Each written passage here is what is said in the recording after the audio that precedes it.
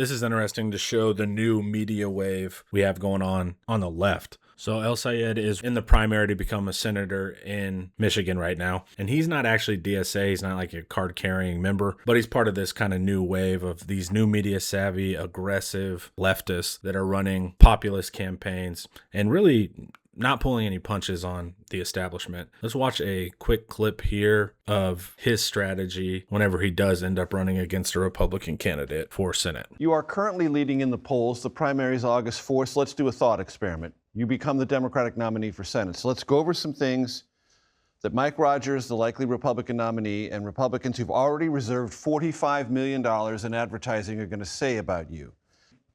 Let's talk about what I'm going to say about them, because that's the thing that Democrats tend to get wrong. We're so worried about what they're going to say about us that we forget that we also have mouths that work. So Mike Rogers is a guy who's never met a pharma lobbyist he didn't love. Like, he gets really mad when you call him a pharma lobbyist, but he spends so much time lobbying around with pharma lobbyists that you wonder whether or not he wanted to be one. And he hasn't explained how he made $14 million and moved to a McMansion in Florida. But during his time in Congress, because of the influence of the pharma lobby on him and the hundreds of thousands of dollars he took, this guy voted to raise prescription drug prices I don't know how many times, then helped to architect the legislation that turned into the opioid epidemic. I'm looking forward to forcing him to answer that question to Michiganders who lost family members, both because they could not afford their medication and because they died of opioid overdoses. I'm a doctor who rebuilt the health department, eliminated medical debt, and made sure that families had Narcan when they needed it. So I like my chances on that. This is exactly the play. So the MAGA playbook was this constant all-out attack. It was a blend of legitimate accusations and then just totally made up shit. The idea of flooding the zone. MAGA, what they did well is they constantly set the terms of the argument. They made the rules to which you had to respond to. So the left was always sputtering and defensive.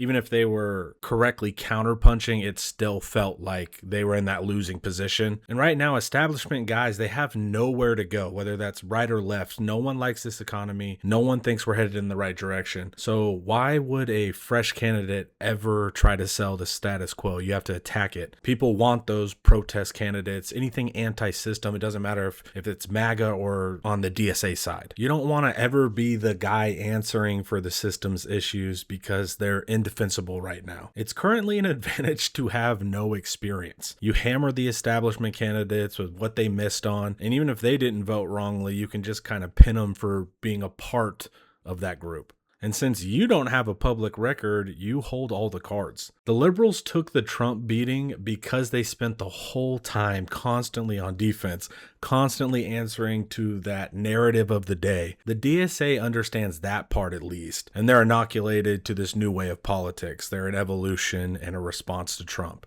And they do it unlike any of these old school traditional guys are, where they flex a bunch of different nice slogans and claim to be moderate, right? Right now in this current climate, aggression is the key.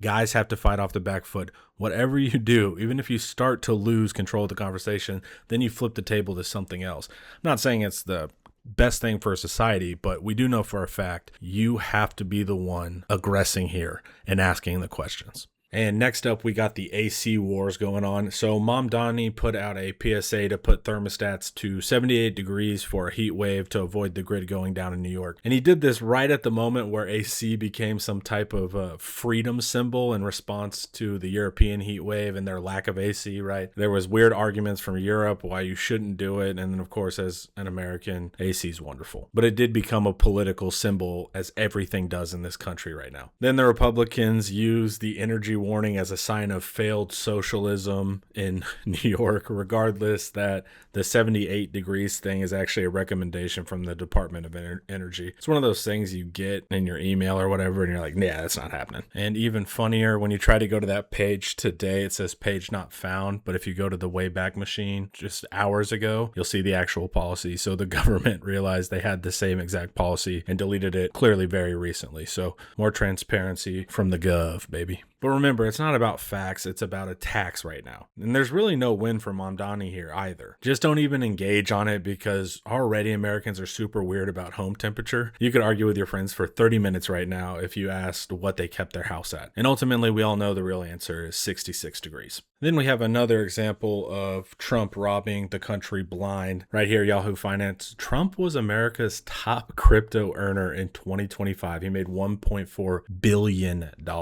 As we can see here, he outperformed Coinbase. And then the other half of this, they lost a ton of money because Bitcoin became more of a performative thing than a legitimate store of value, especially when people are in bad faith, constantly raiding it and rug pulling. But it looks like the president of the United States is also a rug puller. So corruption continues to be staggering. And it's an I told you so to the crypto crowd. They were chasing their own self-interest. And it wasn't just financial. They have this ideological component to it, right? It's tied to libertarianism and anti-Fed belief and all that stuff. So they kind of built their own demise here because they're clearly marks. That's why you keep getting rug pulled. You guys are marks. They just assume it would be a rising tide that raised all boats if the president promoted it. I guess it's fair. He does it with stocks, right? He manipulates that all the time. But it was obvious to see what was going on here. It was just another way for the Trump administration to take advantage of people and take their money. So we'll see if crypto guys figure that out. But actually, let's check in with some Trump supporters who in fact did buy those meme coins the president was hawking.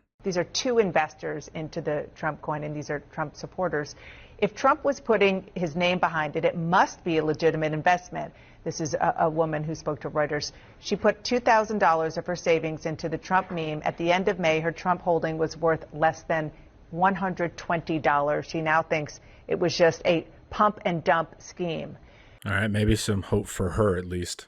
The second investor, Matt, a 45-year-old machinist in Indiana, put $40,000 into Trump family tokens. When a stock has presidential backing in a way, at least from his sons, you would think it would go up. Matt's shares have dropped 79% in value since he bought them for a loss of about $32,700. He does not blame the Trump family. He said he believes Democrats and anti-Trump investors are taking short position. Remarkable. And then now I will put on my fertilizer expert hat. So in 2021, the U.S. put countervailing duties, a tariff basically, on phosphate fertilizer from Morocco and Russia because the American mining company Mosaic said they were undercutting the market and Mosaic couldn't compete in digging up their own. Real free market stuff, you dig?